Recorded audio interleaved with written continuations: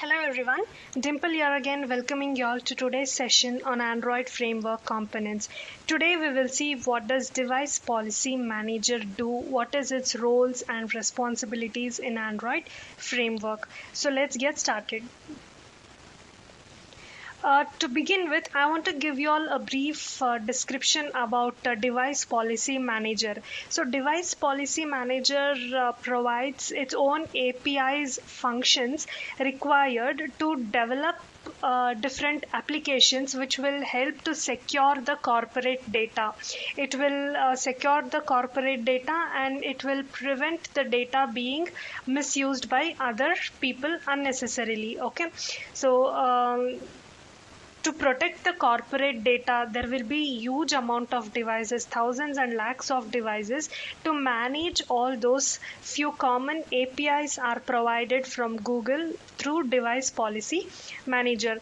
What are the things Device Policy Manager does? For example, it will decide what should be the length of the password or what should be the strength of the password. Or it can decide how many wrong attempts a password can have before the device is wiped. Usually what happens if we type the wrong password for multiple times, Device Policy Manager will have the capability to wipe the device. Okay, if it finds any suspicious actions done on the device, it will immediately wipe the entire data on the device. So based on passwords, and it will have the control of where is the device, the location of every device, that control it will have, and when exactly the device should be wiped, when the device is idle, everything about your device.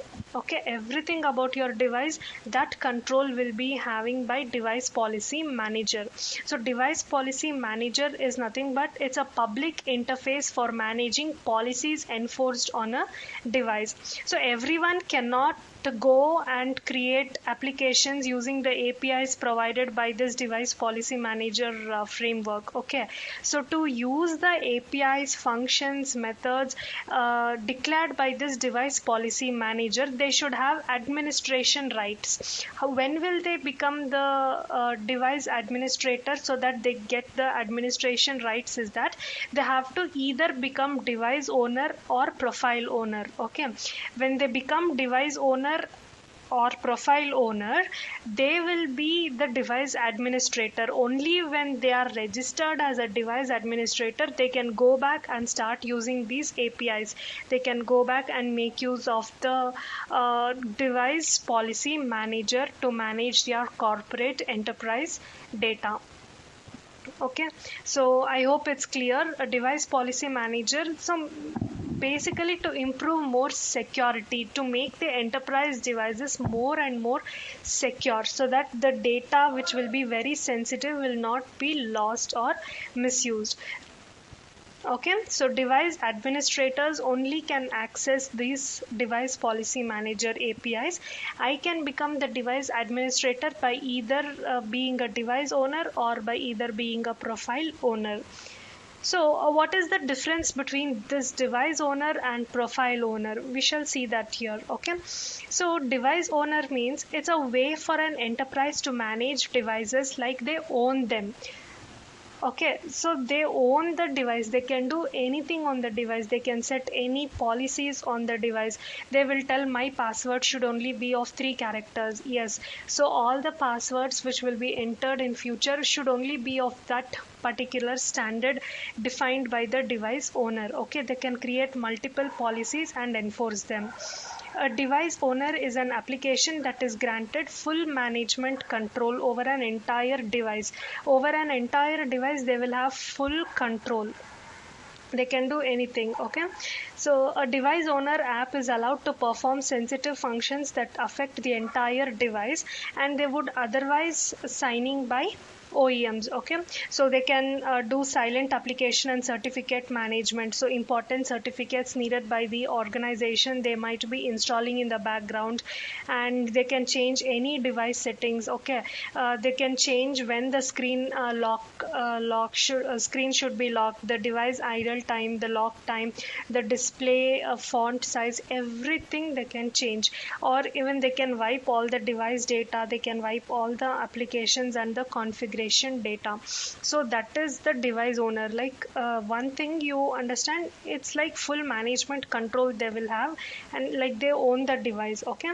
And profile owner. So profile owner is a way for an enterprise to manage work use of a personal device. So you all might have heard the concept of bring your own device, which is nothing but BYOD. So this bring your own device concept is nothing but, if you have a personal device and if you're using that device for both your personal needs and your professional needs, then this profile owner comes into picture. What this profile owner will do, it will create two different profiles, work profile and personal profile. So there will be some applications installed on work profile. For example I'm giving Outlook, Teams, so and so, and there will be other application which will be only used for personal use. For example, WhatsApp, Facebook, Instagram, all your social media, gallery, all those things. Okay, so here why this profile owner concept is introduced, because the work and the personal data should not be interchanged. Okay, so there should not be any interchange of data, exchange of data. So two different profile will be created, so that will be a profile owner. Is a secondary work context applied by bring your own device, and it can be managed by profile owner application without granting it control over the primary personal context. So here, related to the work profile, they can create their own profiles and deploy it on the device. Okay, so I would say device owner will have more responsibility, more power when compared to profile owner.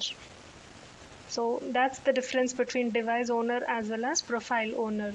So there are different methods Google has proposed to enroll into this device owner or profile owner method. So there are three different methods: hashtag, QR code, as well as zero touch enrollment. In hashtag, there would be like an email address, there will be hashtag followed by the MDM user. For example, for airwatch, we use hashtag AFW. Okay, and there will be an enrollment ID. Once we enter that enrollment ID, we will be enrolled into the airwatch console, like that. Okay, QR code, we can scan the QR code and we can enroll into the device owner method.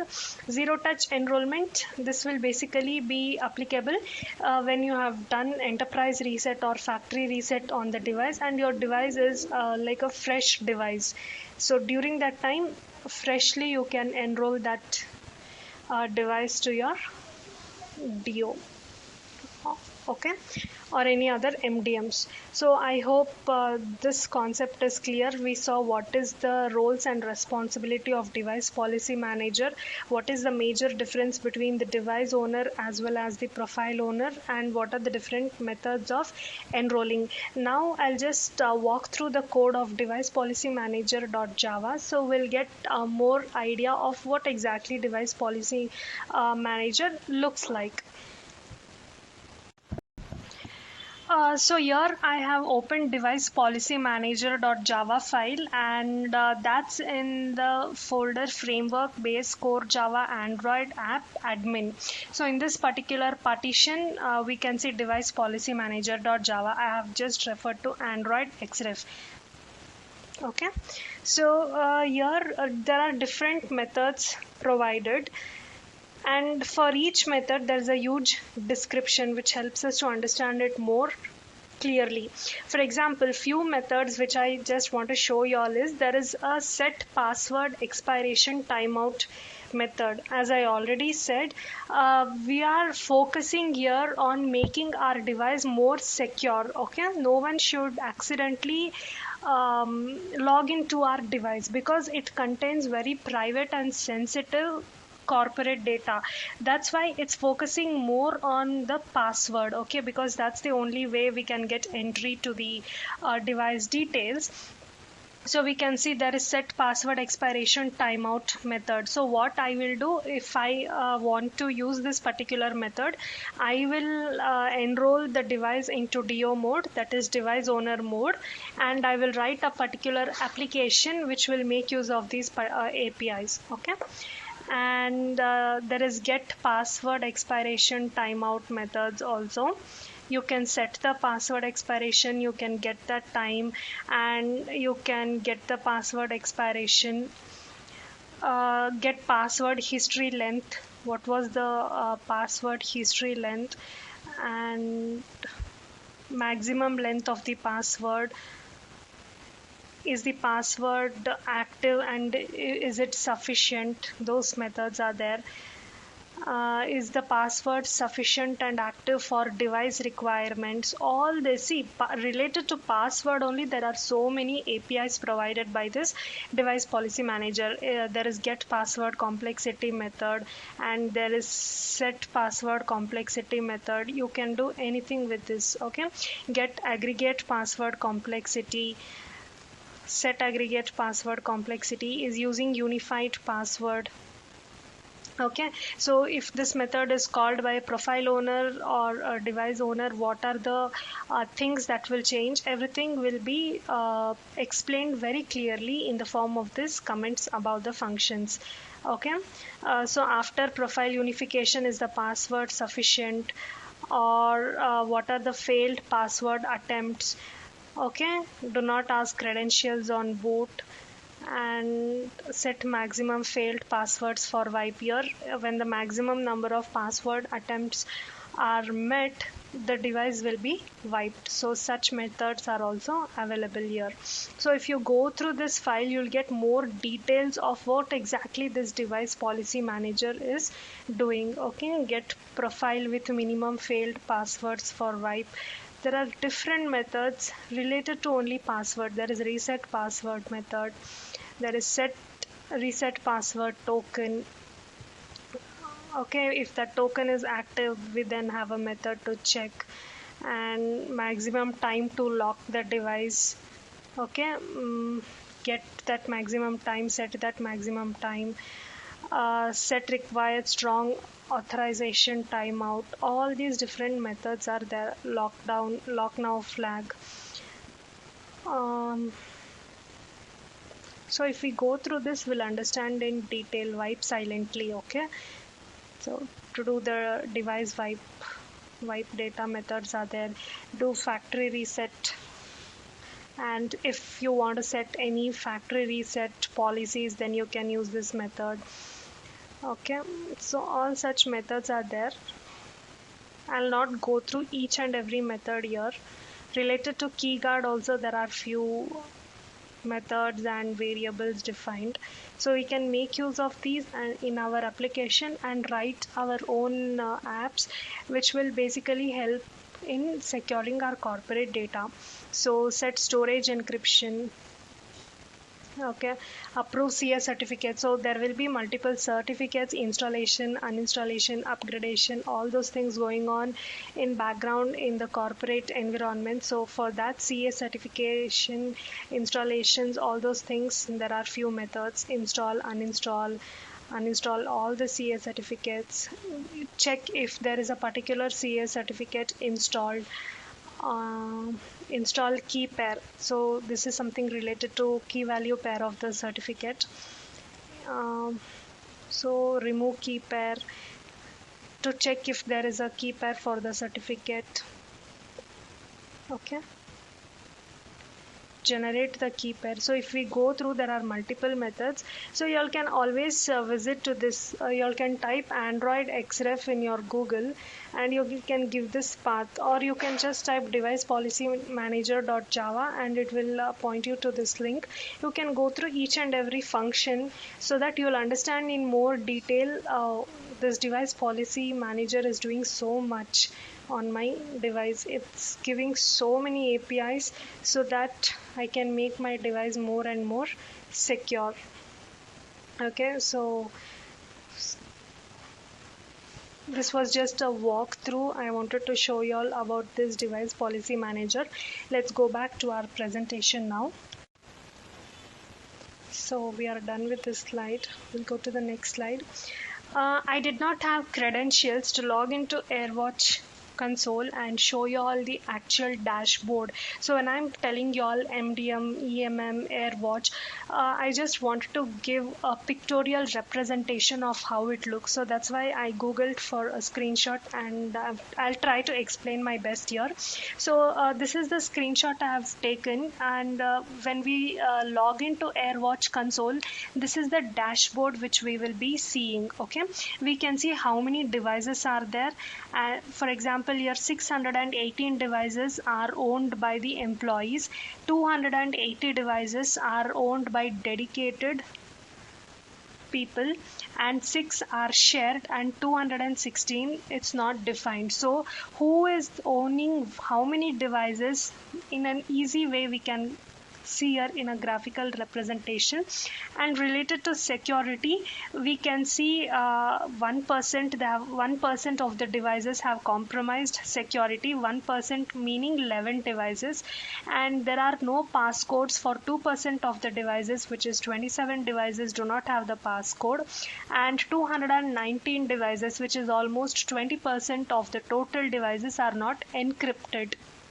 Okay, so total devices are 1120. Out of that, for each device we will collect the data and represent in a graphical manner. Okay, so from the past 6 years, how many devices were used or how many were active, that also we can see here. 146 devices are active in the last 6 hours. Okay, and which is nothing but 13% of the total devices. So out of so many devices, 13% of the devices are being used currently in the corporate environment. And we can see how many are broken down. For example, in the past 3 days, 0 to 3 days, 242 devices are not working, and in past 4 to 7 days, 95 devices were not working. So all this data will get in a one shot, in one graphical representation. This is how the dashboard looks like. Okay, so we can see how many devices are there and which operating systems are used. For example, 209 devices are using Android operating system, and 3 devices are using Chrome. 639 are enrolled into iOS. Okay, like that we'll come to know how many Windows devices are there. Like each device operating system details we will come to know here. And if we go to this list view in the left corner, we can see the list of all the active devices. Okay, last seen, when was the last seen of that device, and if it is marked in green color, we can come to know that the device is active currently. And for each device we will come to know the platform. Okay, here for example, the first device, it was last seen 4 seconds ago, and it's employee owned device. Okay, and it's running on Apple iOS, and its GB RAM is 16 GB. The Android version is 9.2.1, which is Android Pie. Similarly, we can see few Android devices, so which was last seen 1 minute ago, and it's running Google Nexus, which is on Marshmallow. 6.0 is nothing but Marshmallow, that is also employee owned. So here in this screenshot, whatever I have showed, all are employee owned devices, we can get to know. So if we keep scrolling down, we'll get to know the details about each device, their configurations, everything. Okay, here if I go to detailed view, we can see the security managed by MDM. Find my iPhone is enabled. Okay, if iPhone is lost, we can use this Find My iPhone application to start locating that. So activation lock is enabled, iCloud backup is enabled, passcode enabled, data protection. Related to security aspect, what all measures has to be taken, those will be listed here. And the user information, so this is a sample user information, and device information. Okay, the organization, the smart groups, serial number of every device. We can see those detailed information when we click on each device. Okay, and when this device was enrolled, it was enrolled on 2016, and device is not compromised. There are no violations from the device, and for each, see in this list view, the overall rough data we get, but if we want the detailed view, we need to click on this detailed view, click on this number, so we'll get to know like this. Okay, who is owning, what is that device, iPad mini 4, and what is the space, 16 GB space, all such things. OS is 9.2, like that will come to know. So I hope y'all enjoyed this session. We saw what is roles and responsibilities and what is the need. Okay, for device policy manager, we saw who all can access the APIs given by device policy manager. So we have to be a device admin, only then we can access. To be a device admin, I can either enroll into a device as device owner or profile owner. So I'll get the administrator power to control the device. Then we saw what are the different types of enrollments. We just went through the device policy manager.java file. Also, I just showed y'all few screenshots to give y'all a rough pictorial idea of how airwatch console looks like. So with that, we'll come to an end of today's session. So today's question will be, what is AAPT, apt in short form? So it's nothing but it's an acronym for Android Asset Packaging Tool. Okay, AAPT means Android Asset Packaging Tool. It handles the packaging process. You all might have been seeing this in the Android Studio. Whenever you create any Android application and when you are trying to generate APK out of that, okay, so that time this app will help you in that process. Okay, it helps you to create the APK so that the app can be deployed on the device. So with that, we'll come to end of today's session. Thanks everyone for watching. I hope this session was informative and helpful. I'll see you all soon in my next session. Until then, everyone, take care. Bye.